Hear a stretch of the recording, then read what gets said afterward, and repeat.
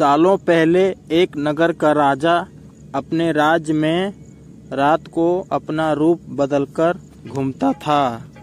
वो रूप बदलने के बाद लोगों से मिलकर अपने यानी राजा के बारे में जानने की कोशिश करता और उनकी समस्याओं को समझता था।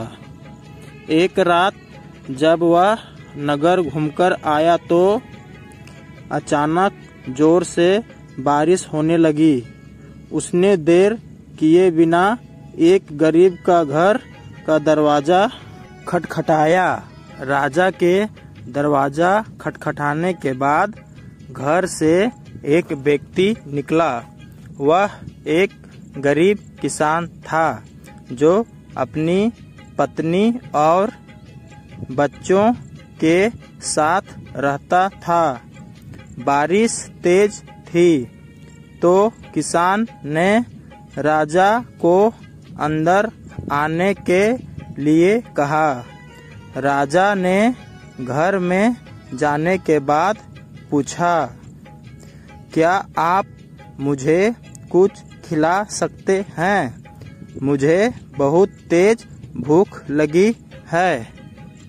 वो गरीब किसान और उसका परिवार 3 दिनों से भूखा था और उसके घर में एक भी दाना अन्न का नहीं था। किसान के मन में हुआ कि भले ही हम भूखे हैं, लेकिन अपने अतिथि को यूं भूखा नहीं रख सकते।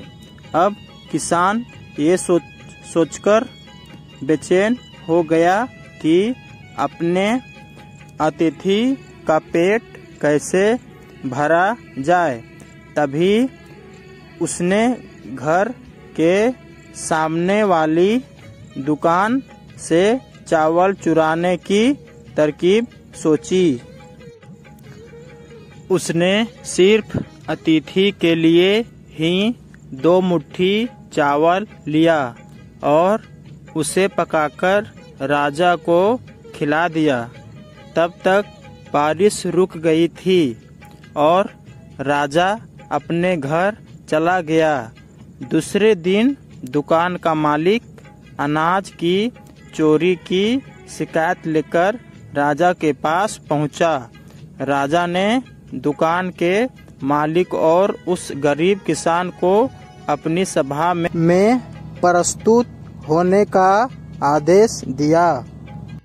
सबसे पहले सभा में पहुंचे किसान ने राजा के सामने जाकर अपनी चोरी का इल्जाम कबूल कर लिया और बीती हुई रात की पूरी बात राजा को बता दी।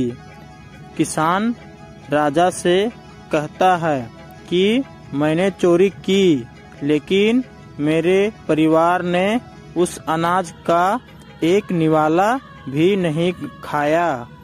गरीब किसान की बातें सुनकर राजा बहुत दुखी हुआ और उसने किसान को बताया कि अतिथि के रूप में मैं स्वयं तुम्हारे घर आया था। इसके बाद राजा ने सभा में पहुंचे दुकानदार से पूछा कि क्या आपने अपने पड़ोसी को चोरी करते हुए देखा था? दुकानदार ने जवाब दिया कि हाँ, मैंने इसे रात में चोरी करते हुए देखा था। दुकानदार की बात सुनने के बाद राजा कहता है कि इस चोरी के लिए मैं पहले जिम्मेदार हूँ और फिर दूसरा तुम हो, क्योंकि तुमने अपने पड़ोसी को अनाज की चोरी करते हुए देखा, मगर कभी उसके भूखे परिवार को नहीं देखा। तुम अपने पड़ोसी होने का धर्म बिल्कुल निभा नहीं पाए।